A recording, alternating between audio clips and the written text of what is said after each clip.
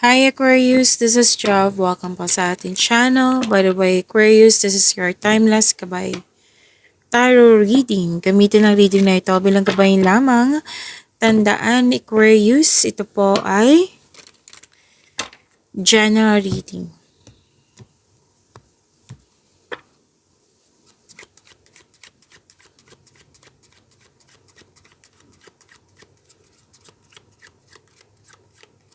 Mga parating po para kay Aquarius.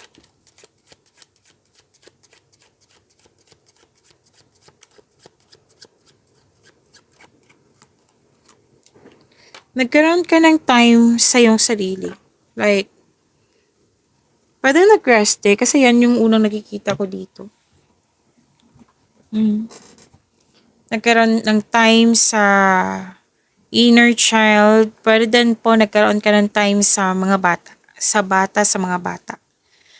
At may bagong simula. Kakasimula sa relasyon. Kakasimula sa trabaho.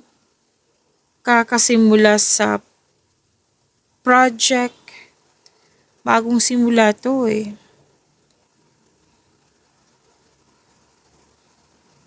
Pwedeng bagong pasok sa trabaho. Kasi may nakita ko na hire dito kahit walang experience. At sabi din dito na may buntis or nanganak, nag-aalaga ng baby eh. May nakita ko nag-aalaga ng baby. And may gagawin kayo dyan na pwedeng binigay ito na task kayo na aminado kang wala ka pang experience. Pero nakikita ko naman dito na willing kang trabahoin ito. Like, magbibigay ka talaga ng effort. At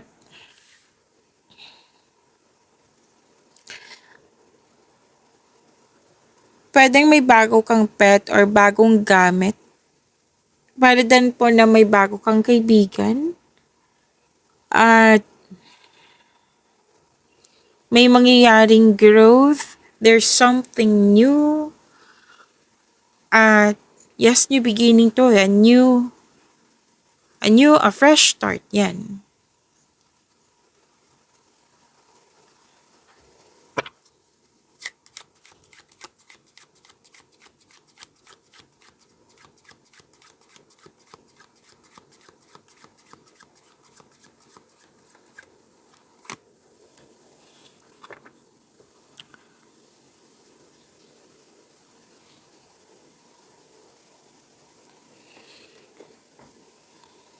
Okay, Aquarius, mag-ingat kayo sa taong hindi totoo. Kasi may nakita ko dito ng Aquarius na like sinungaling. Sinungaling or hindi siya totoo sa'yo. Or fake something or other, like may traidor, may mapanilang deception nga. Deception of the worst kind. Two-faced person. Pwede din po na may concern or situation na trying to cover up some mistake or lies. And pwedeng someone is asking you na, are you okay, Aquarius? Pero your response is, I'm okay. Pero deep inside, hindi pala. Excuse me, kailangan ko mag-burp. And may tao talagang insincere dito na ingat na lang kayo sa kanya, Aquarius ha.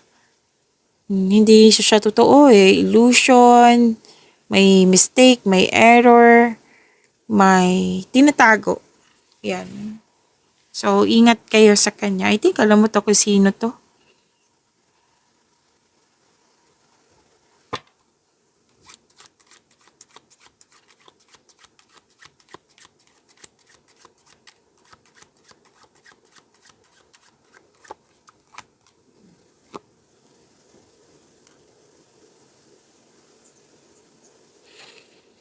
May nakita ko ditong energy.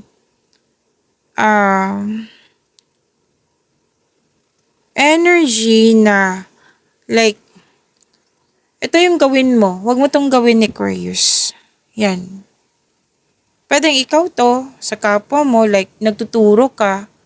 Pwedeng ikaw yung naka-receive ng ganyan, like tinuturuan.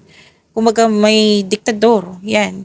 Pero wala naman so far ha. Wala akong nararamdaman dito na like negativity. Like, kailangan masunod talaga yung gusto niya, bossy siya. Hindi eh. Mukhang ikaw ay nangailangan ng like guide or kaalaman. Tapos may nagtuturo sa'yo dito. Tapos may, yes, pwedeng literal to na may nagtuturo sa'yo yung teacher or boss ba to. May house owner ako nakikita dito. Yan. Pwedeng may kausap ka na isang married man, 45 plus years old, na malaki ang kanyang influence sa iyo ngayon. Nakita ko nga dito yung generosity eh. 'Di ba? Sabi ko kanina sa inyo na hindi siya diktadon like negativity. Nag-dictate siya dito kung ano yung dapat mong gawin or hindi gawin. Kasi kailangan mo eh. Kailangan, ito yung kailangan mo. Na nagbigay talaga to ng tulong sa'yo. Generosity ang nakikita ko dito.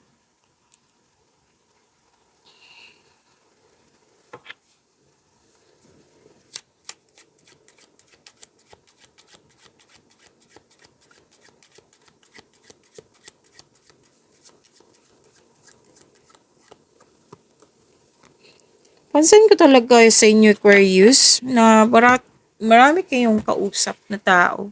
Pansin ko talaga sa inyo. It might be yung work nyo is talagang grupo ng tao. Marami kang kausap. Napansin ko lang. Oo. Kasi araw-araw akong nagre-reading sa inyo, di ba?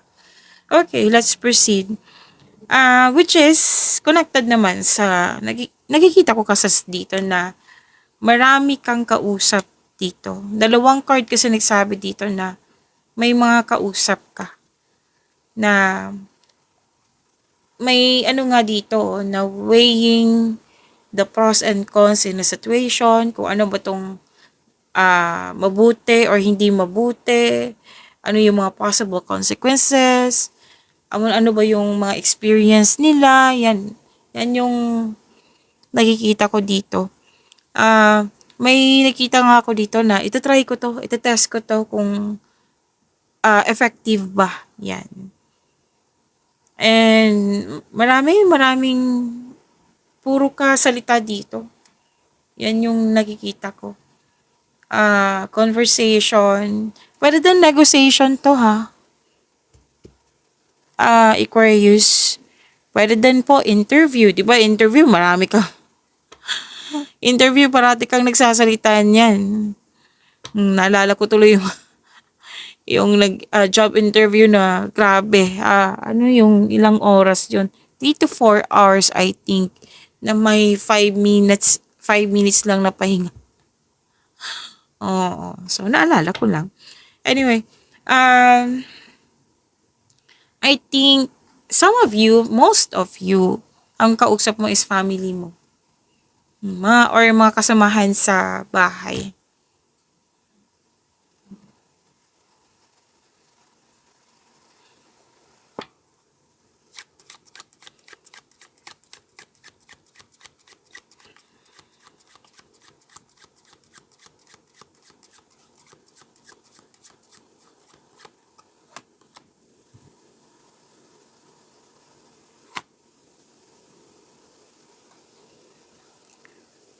Aquarius, may nakita ko ditong usapin tungkol sa separation or divorce. Yes, may nakita kong ganyan eh. So, kunin nyo lang kung ano yung naka-resonate sa inyo ha. General reading po ito, Aquarius. And, may usapin din tungkol sa menopausal or isolation and the feeling of abandonment.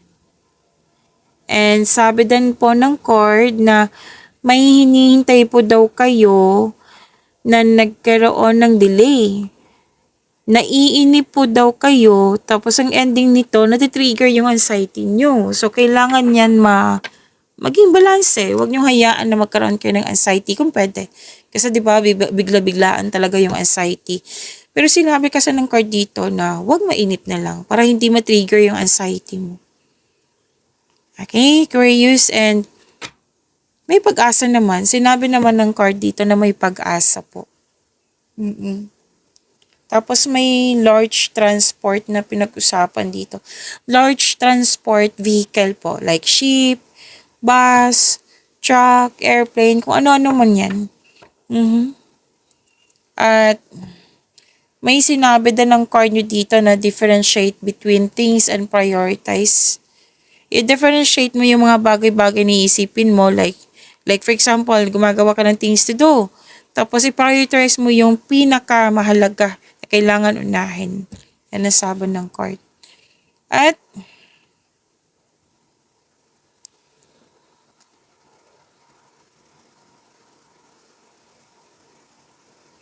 okay, may 'di ba may togetherness?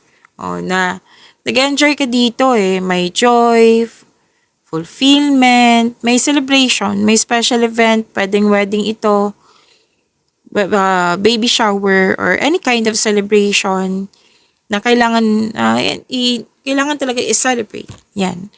And this is good kasi that is a positive energy. Celebration, party, or recovery. Recovery po. Nakikita ko dito. Claim po. At may nanalo ha. May nakita ko ditong nanalo. Oo.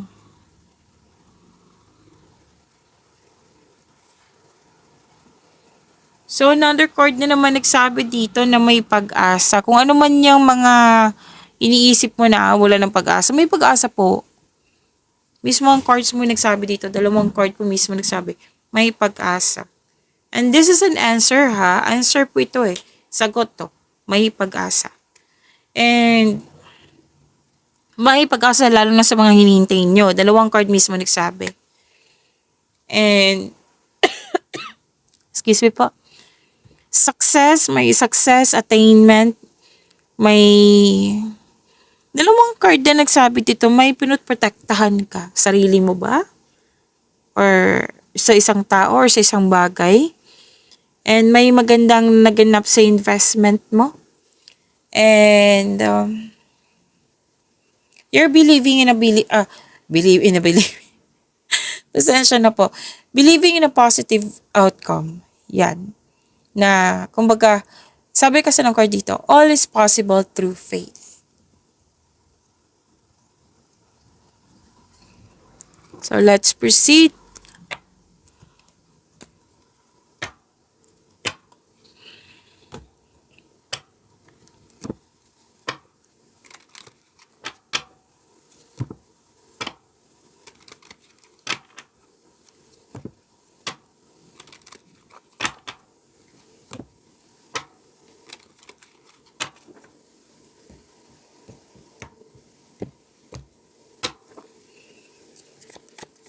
Energy ni Aquarius.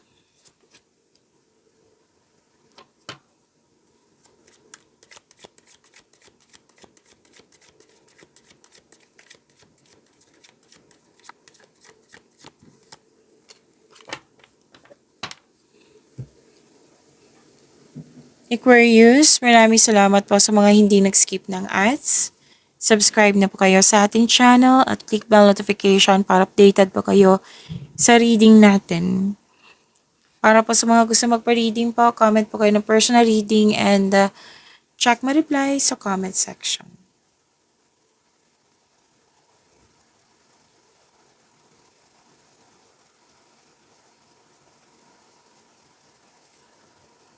Okay, energy.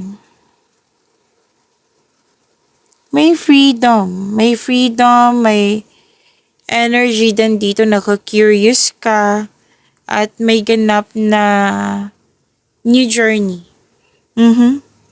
At ang sa new journey na ito is care is needed po. Yes, may potential. Oo, may sinabi na potential dito. Syempre, yung itong potential na ito ay kailangan pong magkaroon ng pag-iingat sa paggawa ng plano at syempre magkaroon ng effort para sa katuparan ito. So, hindi ka takot sa obstacles na alam mo nasa right path ka. Na ang advice kasi ng card dito na huwag magpadalos-dalos sa pagpasya. Na kailangan magkaroon ng konkretong plano at makinig din sa inyong intuition.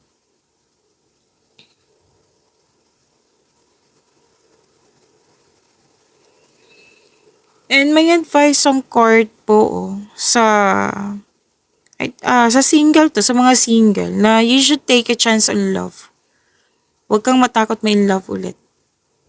Tapos may tampuhan ako nakikita dito na ang advice ng card na leave the past behind. It's never too late to begin again. Na mag-usap po kayo at magpatawad.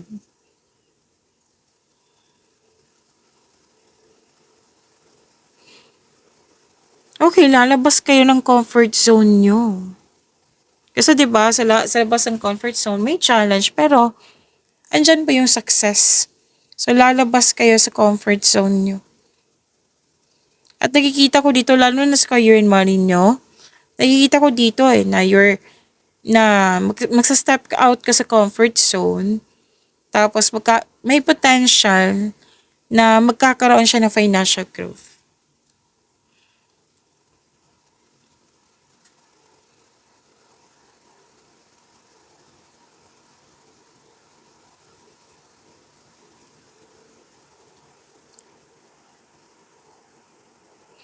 At may success at enjoyment, a time of enjoyment and you're feeling safe, naging wais ka, at hindi ka madamot, masaya ka makatulong sa kapwa mo. Tapos, may nakita kong energy dito na naging wais ka sa pag-handle ng iyong finances. Tapos may plano kang magbakasyon, pwedeng nangyari na ito ngayon, kung kailan nyo ito napanood, na gusto mong bigyan ng oras yung sarili mo. And sinabi naman ng card nyo dito na deserve nyo to kasi naging masipag kayo sa araw-araw. Tapos may nakita kong promotion dito. Pagtaas sa kita, sweldo, allowance, or na yung posisyon, maraming orders, customer, kliyente, project. And andito pa rin yung luck ko, Luck. And for me, this is harvest. Lahat ng tinanim mo nagbo-bloom. And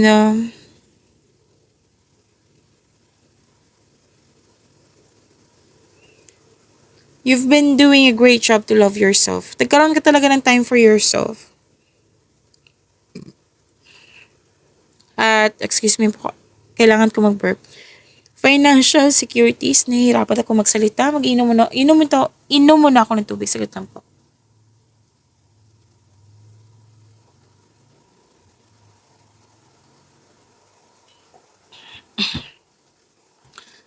So, financial security is yours. So, relax. Kailangan ko nang kumain ng... Pasensya na po ha. Kailangan ko nang kumain ng strepsils kasi nahihirapan na talaga ako magsalita.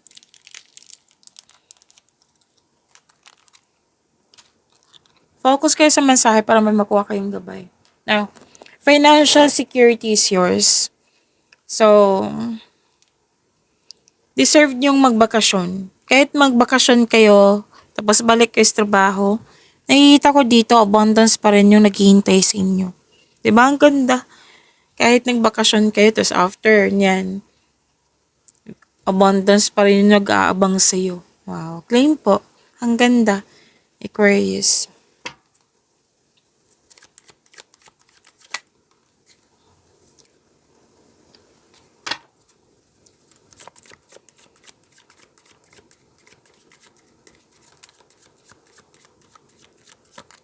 Career and money ni Aquarius. Ang ganda din ito.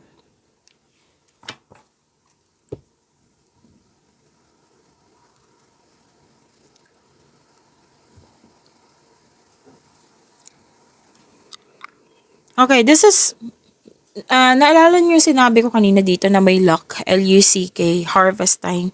Andito din po. This card brings money luck, L-U-C-K. Magkakaroon din ng healing regarding sa loss of connection, loss of things, or loss of opportunity. Yes, magkakaroon ng healing. And now, sinasabi dito na may money luck, L-U-C-K. Tapos,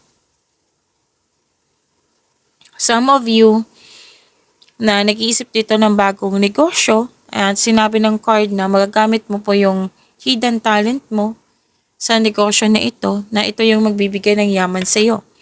And this card tells us na maaari makatanggap ka ng awards or fame.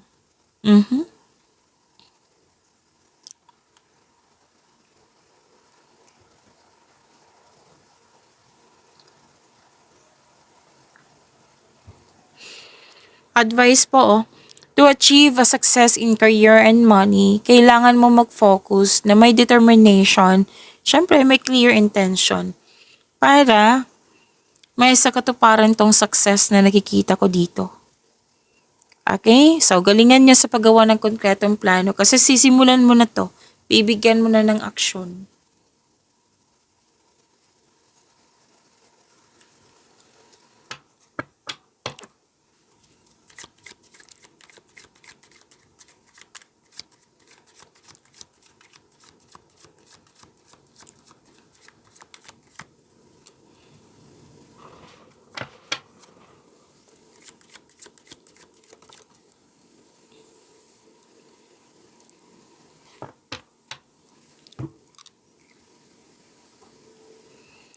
Aquarius, huwag niyo kalimutan na mag-subscribe sa channel natin at i-click yung bell notification para updated po kayo sa reading natin. Okay, Aquarius, this is about your love life, self-love, partnership, and romance.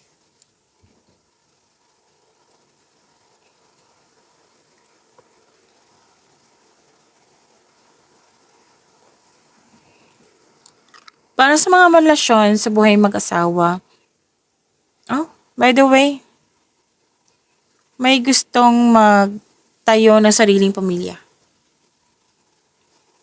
Tapos, kayong lahat, single ka man, may relasyon sa buhay mag-asawa. Naging hard worker kayo kasi gusto nyo ma-secure yung future nyo. Gusto nyo maka-earn ng malaking pera. Tapos, taas ng tagumpay ito eh. May andito na naman yung mensahe na kung ano man tong balak mong gawin para magkaroon kayo ng stability sa inyong sarili, sa inyong relasyon ba, sa buhay. Basta trust that you can do anything. Na mag-set kayo ng clear intention para ma-achieve talaga tong nakikita kong success dito. Different card siya but the same message eh. So far ganda ng cards mo. Itong career and money mo malaking blessings na sinabi dito.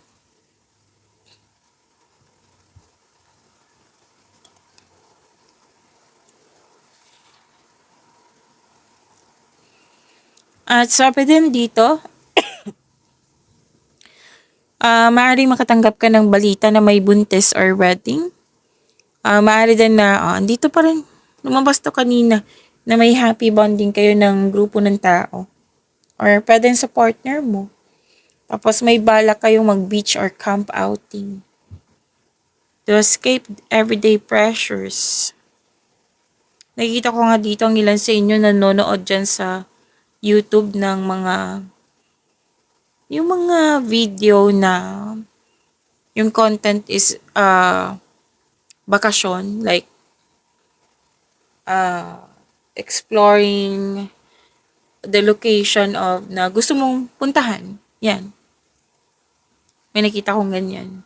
Kasi gusto mo mangyari yan. Gusto mo, may balak kang magbakasyon sa, most likely nakikita ko dito is body of water beach. Pwede. So, yan po, pag yung money nyo po, yung blessings na binigay sa inyo. Ay, by the way, may recovery. Andito pa rin yung recovery. So, claim po and reunion bonding yan. Success and achievement. Blessings pa rin yung nakikita ko dito. Okay, so, ang ganda. Claim po.